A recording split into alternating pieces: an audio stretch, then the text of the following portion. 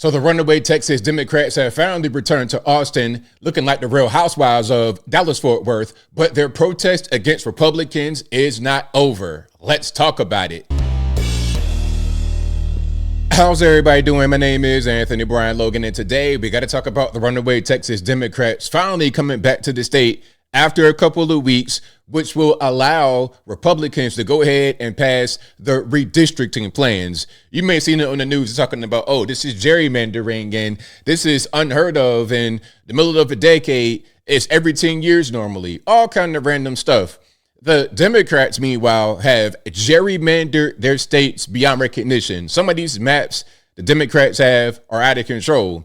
It's cool when they do it, but when they accuse us of doing it, it's a problem. And I say accuse because is this gerrymandering or is it a thing that's actually needed? Do you have people in the state living in districts where they don't really want to be? Now, before I go any further, let's get to an actual news clip.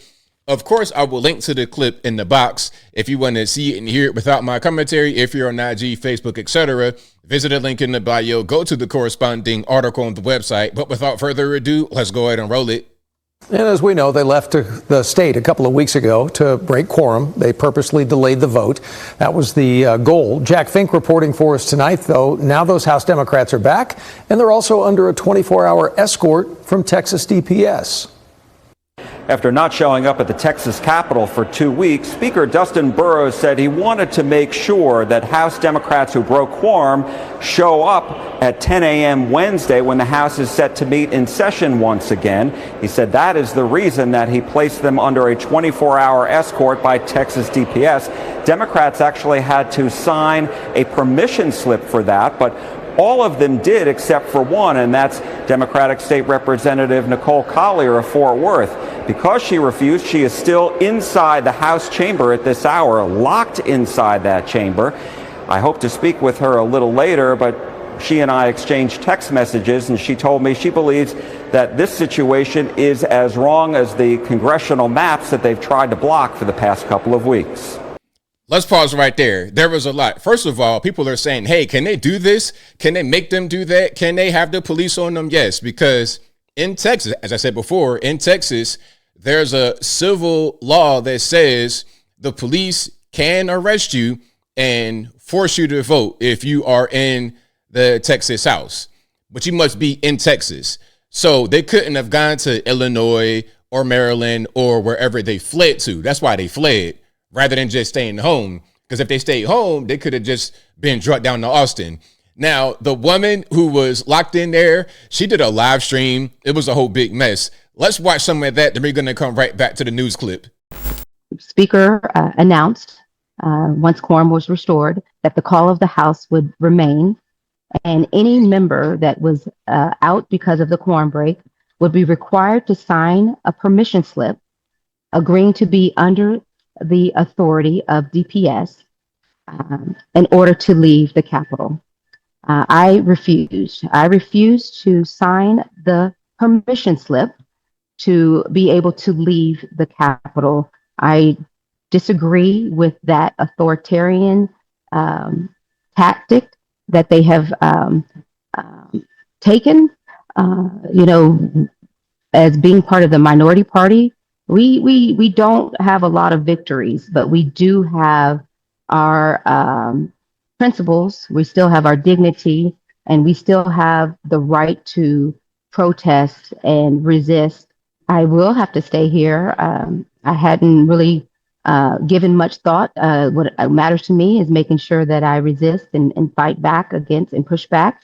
I'm sure I'll. It's silly because, listen, you're in the Texas House. You are an elected official. And since you are an elected official, there's certain things you got to do. There's certain laws that apply to you. Like I was saying earlier, you could be arrested in a civil fashion and forced to vote. That's just what the law says. Now, if you got a problem with the law, aren't you a lawmaker? Change the law. But until then, you got to abide by it. I fall asleep eventually, whether that's in my chair or on the floor. I'm sure I will get some rest, but I'm so appreciative of my Democratic colleagues because they've been bringing me refreshments and encouraging me. In fact, I've asked the chair of the House Democratic Caucus, and he has joined me and a sign of unity and to resist this power, authority, control over us and what we're trying to do. It wasn't meant to be something. It was just something that I felt, and I thought about that little child in me when I felt like something was unfair. I didn't know what to do, but to stand. Lady, you're a lawmaker. You have the power to change what's happening in Texas. And I'm not feeling bad for you. This appears to be a beautiful state house out there in Austin. So you'll be just fine. You appear to be nice, well taken care of, nice, comfy gig. You're chilling. I'm not worried about what you got going on at all. And at the end of the day, this is all for naught because the redistricting plans have moved forward. Let's get back to the news clip.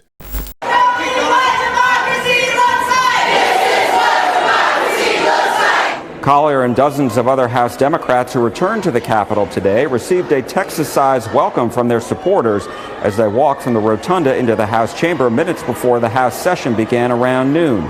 Because the Democrats broke quorum for 2 weeks, there weren't enough House members to hold a session.